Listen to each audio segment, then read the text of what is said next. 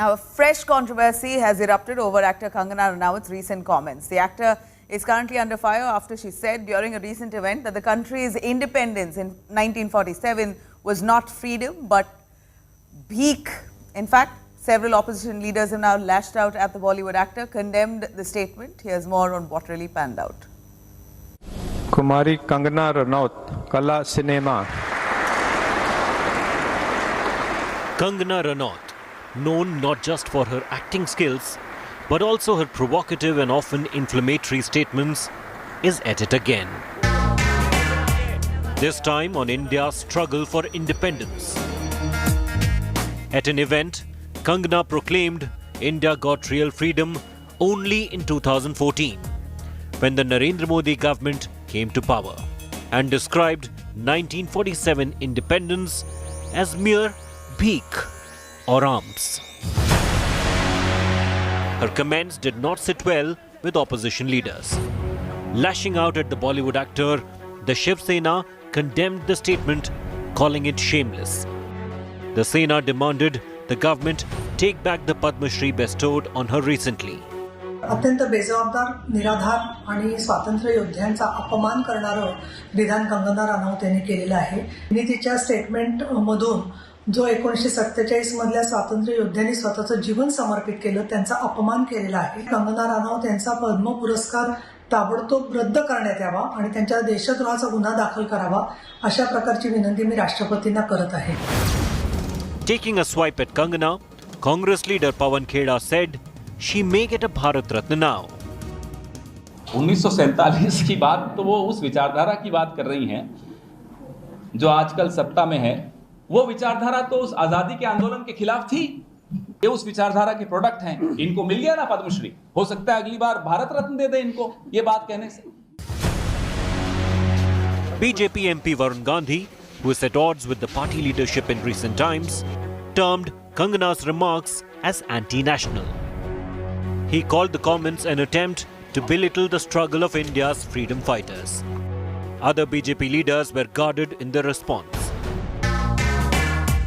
A four-time National Award winner and an actress who herself has played the role of a freedom fighter, Manikarnika, on reel.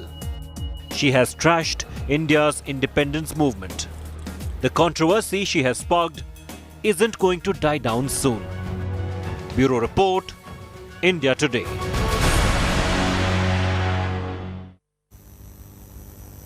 Now, it seems like a very filmy fight has broken out between the BJP and the TMC. A film director by West Bengal Education, a film that was directed by West Bengal Education Minister Bharatiya Basu, titled Dictionary, is a reason for a political fight between the two parties. Basu's film, which was initially selected for the 52nd International Film Festival of India, was later dropped from the screening. Basu shared a picture of the letter that was sent to him by the IFFI on November 5th, inviting him to film festival, and even asked him to confirm his presence at the event by the 7th of November. The minister claims that his film had been dropped for political reasons despite being notified earlier by organizers. In fact, Basu also said that he's being targeted for being a warrior of Chief Minister Mamata Banerjee. BJP leader Shishir Bajoria has now reacted to TMC's claims by slamming the party for linking politics to a film festival. ছেলে তো কিছুই শিখছে না, এত দামি স্কুলে পড়ে, আরে বিলেতে টিকিটটা শেখ। নাচ না জানে आंगन टेढ़ा। अब ब्रात्य बासु जी का जो चलचित्र वो गोवा अंतर्राष्ट्रीय चलचित्र उत्सव में स्वीकृति नहीं मिला, उनका चयन नहीं हुआ, अब वो उसमें राजनीति देख रहे हैं। ये एक अंतर्राष्ट्रीय चलचित्र उत्सव है जिसका कि 52वां कड़ी हो रहा है। यहाँ पर कोई राजनीति नहीं होता है। अब किसी का यदि चलचित्र का चयन नहीं हुआ तो उसमें आपको तृणमूल और बीजेपी दिख गया।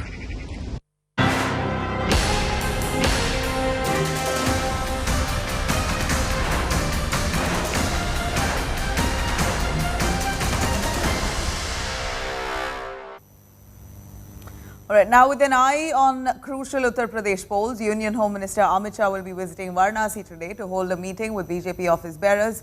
The Home Minister will also be meeting BJP social media volunteers and booth presidents to chalk out the party's strategy for the upcoming UP polls. Amit Shah will also be taking feedback about the performance of MLAs from the region. Purvanchal sends 61 MLAs to the 403 members of the State Assembly. In 2017, BJP managed to win 34 of these seats as it swept to power. In fact, Azamgarh, Varanasi and Siddharthnagar are among the 17 districts that came in Purvanchal. Varanasi is Prime Minister's home constituency and the Saffron Party wants to win big within that region.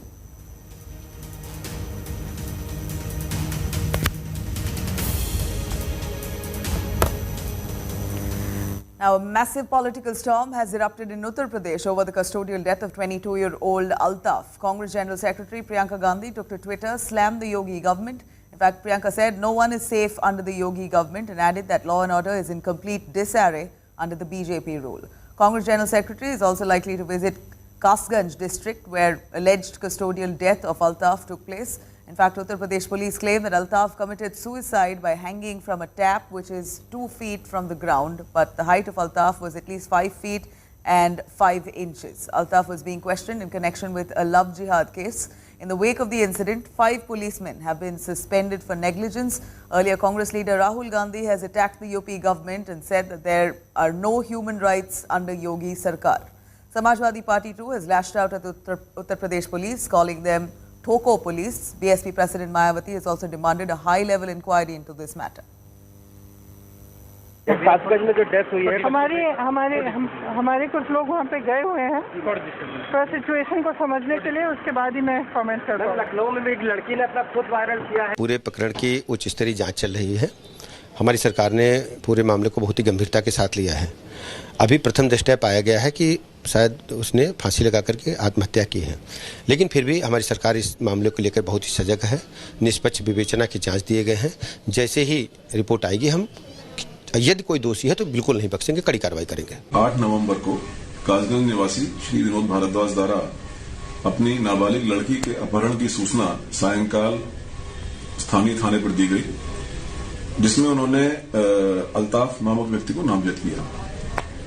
स्थानीय police द्वारा अल्ताफ को पकड़कर थाने लाया गया और उसके साथ आवश्यक विधिक कार्रवाई की जा रही थी।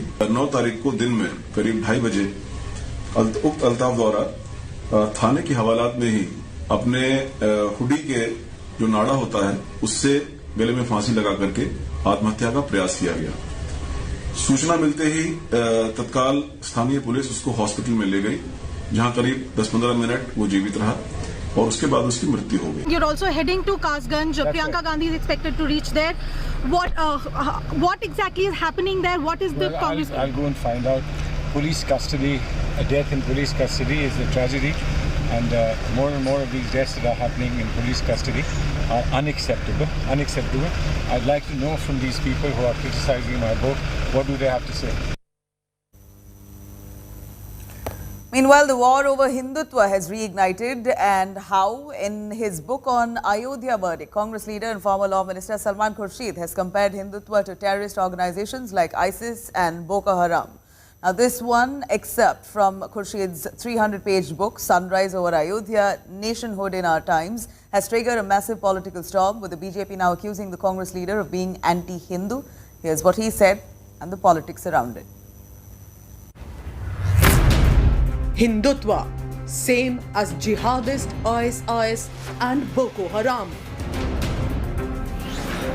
Hinduism pushed aside by robust Hindutva. Bharatiya Janata Party's power at centre emboldens the right wing. Ayodhya is about one religion trumping another. These are explosive claims in a book by the Congress veteran Salman Khurshid. The book, Sunrise over Ayodhya, has now sparked a fresh chapter of saffron slugfest. The provocative excerpts from Khurshid's book compared the Hindutva ideology to Islamist terror groups like the ISIS and the Boko Haram. Khurshid's book also called the construction of Ram Temple in Ayodhya after the Supreme Court Ayodhya judgment a victory for Hinduism over Islam. Asserting that Hinduism has been pushed aside by robust Hindutva, similar to jihadists like the ISIS and Boko Haram. Also blaming the Bharatiya Janata Party rule for the rise of Hindutva. The Congress has backed Khurshid. इस देश में हर एक को अपनी बात कहने का अधिकार है, मुझे नहीं है। अब मैंने एक किताब लिखी है, मैंने अपनी बात कह दी। अगर कोई समझता है कि इस बात की वो काट कर सकता है तो वो किताब लिख दे। हिंदुत्व का हिंदू धर्म से कोई लेना देना नहीं है, सनातनी परंपराओं से कोई लेना देना नहीं है, और ये मूल सनातनी परंपराओं और विचारधाराओं के ठीक विपरीत है। Everyone who was accused, something like 300 people who were accused, were acquitted. So like no one killed Jessica, nobody demolished the Babri Masjid. The Bharatiya Janata Party hit back, calling it a Gandhi family-directed plot to defame Hindus and a bid to legitimize jihadi elements by comparing them with the Hindu faith. You would not even have the courage to take action against the leaders who are hurting the sentiments of the Hindu community under the sinister design planned by the Gandhi Parivar. उनके मन में इस प्रकार का जहर भरा हुआ है, इस प्रकार की बातें करते हैं, अपनी किताब में इस प्रकार का विष सामने लेकर आते हैं अपने जीवन के, राजनीतिक जीवन के अंतिम चरणों में। क्यों ये बेशरम कोशिश? All such people who talk of divisive politics learn to conduct their businesses right and believe in oneness of this nation. Khurshid now faces a police complaint in Delhi for insulting Hindus and fomenting the communal ill will. Salman Khurshid's latest book, Sunrise over Ayodhya, has stirred up a honestness. In book's chapter Saffron Sky, Khurshid has compared Hindutva with ISI and Boko Haram. Though Khurshid has given a clarification saying he's talking about Hindutva and not Hinduism, but BJP has hit back at the Congress party, setting the stage for another massive showdown ahead of the assembly polls between the two national parties. With the journalist Abhishek, this is Supriya Bhardwaj for India Today in Delhi. Now, India is facing nature's wrath in multiple aspects, from health to environment. The country is currently witnessing a complete mayhem. Chennai's floods to dengue fever in Delhi, Zika virus spread in Uttar Pradesh. Climate change, quite alarming, remains a key factor here. Are we doing really enough to tackle this modern day slow poison? Here's a look.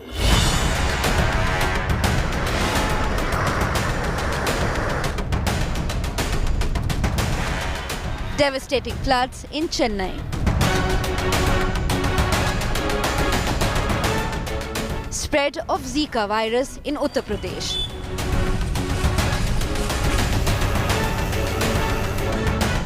Dengue raging in Delhi, NCR, Punjab and Haryana. Toxic fumes leaving Delhiites choked. Dirty froth floating in the Yamuna. From south to north, east to west, climate change is the one common link to the multiple challenges India is facing on the environment and health fronts. COVID may be showing signs of abating, but that's no consolation. Now it's dengue fever that has gripped India. The disease, carried by mosquitoes, is strongly influenced by environmental factors such as temperature and rainfall. Add to that the increasing population and uncontrolled urbanization. You get a perfect scenario for the spread of dengue. COVID, dengue and the toxic winter air. That's a deadly cocktail for disaster, say experts. Air pollution includes gases like carbon dioxide, ozone, oxides of nitrogen, which are also greenhouse gases which are causing climate change.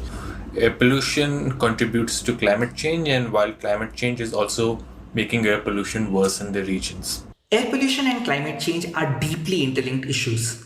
Whether the goal is better air quality in the near term or reduction of climate change related losses in the longer term, the mitigation efforts required are oftentimes at the same sources, and therefore it requires an integrated strategy.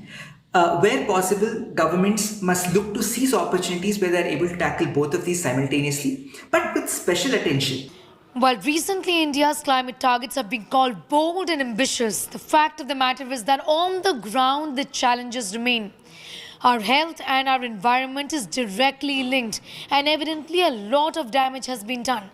India needs to work hard and work fast to heal the environment for the sake of the health of its citizens. In New Delhi, Sneha Mordani for India Today. The second semi-finals between Pakistan and Australia turned out to be quite a humdinger, with Matthew Wade and Marcus Stoinis stealing the victory there from right under Pakistan's nose. At 96 for 5, nobody gave the Aussies much of a chance there, but an unbeaten 6th wicket partnership took Aaron Finch's men into the finals with a stunning late assault. Here's all that transpired. Despite losing the toss, Pakistan got off to a good start, with their openers putting together yet another 50-plus stand. While Babar Azam was the aggressor early on, Rizwan played the perfect second fiddle. For 6! Once Babar departed trying to up the ante, Rizwan took the onus to keep pushing the scoring rate.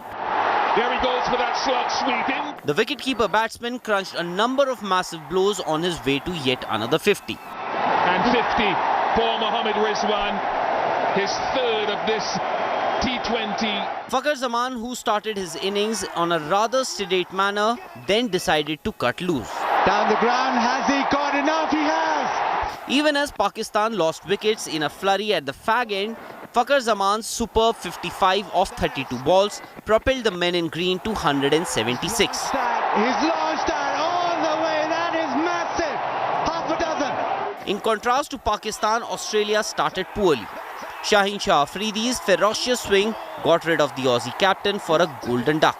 Delivered it, struck the target, and just like that. David Warner and Mitchell Marsh though ensured the power play didn't go to waste, scoring at a quick rate to take Australia to 52 for 1 at the end of 6 overs. Well. Shadab Khan though struck in his very first over to give some sort of respite from the onslaught. And catch it, or he does! For Australia, Warner was the man making things happen, but at the other end, he lost his third partner in Steve Smith. We wait with bated breath. However, the first ball after the drinks break, Warner was given out caught behind. Many though were surprised why the southpaw didn't review, since replay showed he never nicked the ball. Even as Shadab removed Maxwell next, Stoinis and Wade kept Australia in the hunt. That is some catch. Shadab, 4th wicket. With runs coming freely, Pakistan couldn't handle the pressure at the end as Australia reached their second T20 World Cup final. Sports Bureau, India Today. Lovely strike. And for more on that, you could log on to indiatoday.in. You could also download our app for more. Stay tuned. I'm going to come up with the news and updates on the other side.